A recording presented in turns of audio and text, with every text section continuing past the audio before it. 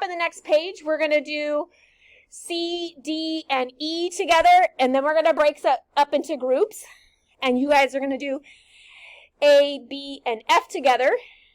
And then when you're done doing A, B, and F, they want you to check to make sure you did it correctly, right? So go to Desmos, type it in, check to see if you did it correctly, and then there's a table that you're supposed to say, yes, we did it correctly, or no, we had to fix blank, okay? So for 2-2, it says, for each quadratic function below, predict the coordinates of the vertex, the orientation, whether it opens up or down, and whether the graph will be a vertical stretch or a compression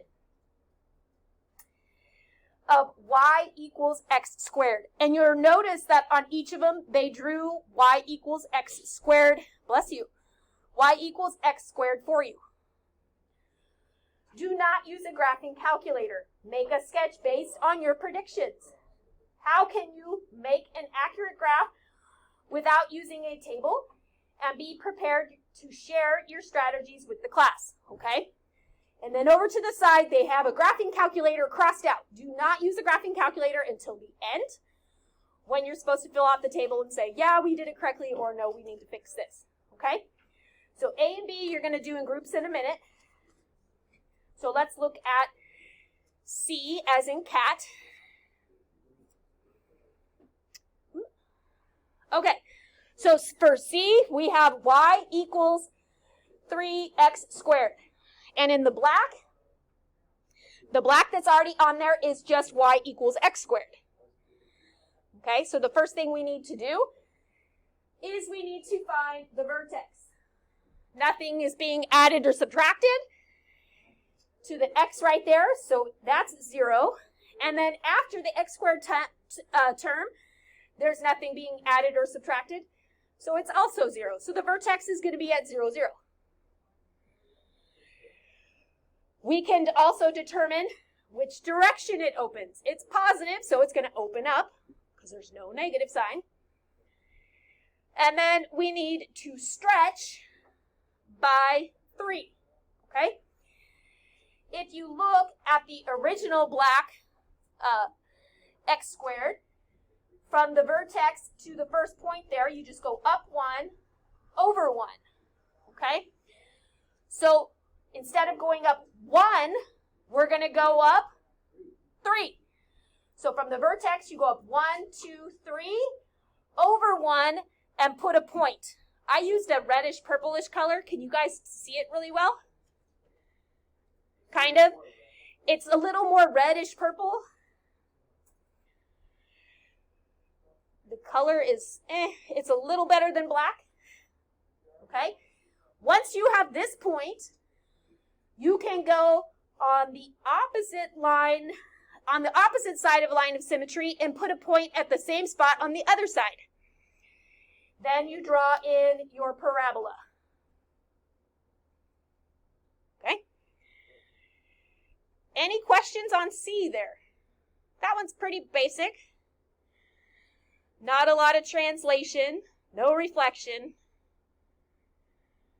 Okay? But some kids get thrown off when there's the vertex is at 0, 0, because there's nothing being added or subtracted, nothing being added or subtracted. Okay? All right. Let's look at D as in dog. Let me blow it up just a tiny bit. Okay, D says y equals 1/3 times x minus 7 squared. Okay? That's going to make our vertex at the opposite of this number, which would be positive 7. And then after the x squared, nothing's being added or subtracted, so 0.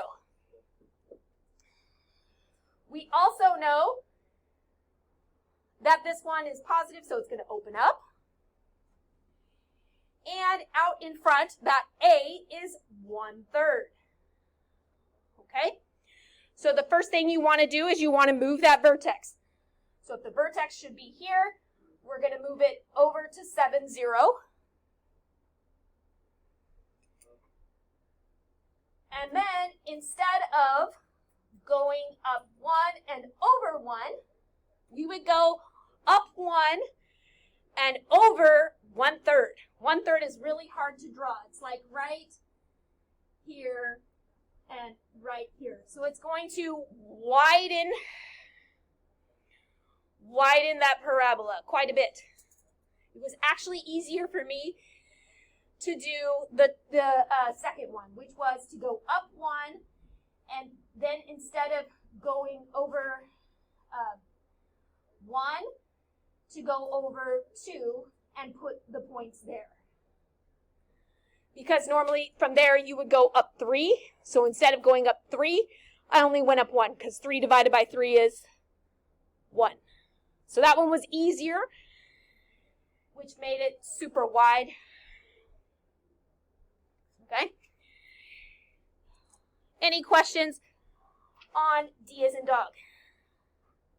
All right. Flip the page, and we're going to look at E as an elephant together. If I can find it. Oh, there it is. Let's see. There it is. Up at the top, we've got E as an elephant. The first and easiest thing to find is our vertex, right? You guys got really good at that yesterday. And you want the opposite of this number right here, the opposite of the H, and then the K. So the vertex is going to be at 7, 6. So from the origin, you go to the right 7, go up 6, put a point. Also ends up being your line of symmetry. If you want to dash a line and make a line of symmetry, go for it. Then you're going to notice this one is going to open down because there's a -1 there. You may not see the 1, but there is a -1. And then there's no stretch, right? It's just a -1. It's not a -2 or it's not a -1/2, so we don't need to fix the counting or whatever, okay? So instead of going up 1 over 1, we're going to go down 1 over 1. And then from there, we could even go down 3 and over 1 because that's the pattern for the regular x squared. Up 1 over 1 and then up 3 over 1. Okay? So it should look the same, just flipped, and the vertex moved. Okay? You guys are going to break into your groups of 4. You're going to do which ones? A, B, and F.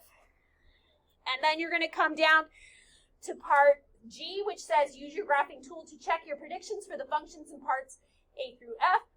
How accurate were your predictions? Did you make any mistakes? If so, describe the mistakes and what you need to do to correct them. And then down at the bottom, what information did you need to make a sketch without using a table? We need 3 things, right? We need to know, obviously, the H and the K. That's going to give us the vertex. And we need to know what A is. That's going to tell us a stretch, compression, and or reflection. Okay? Awesome.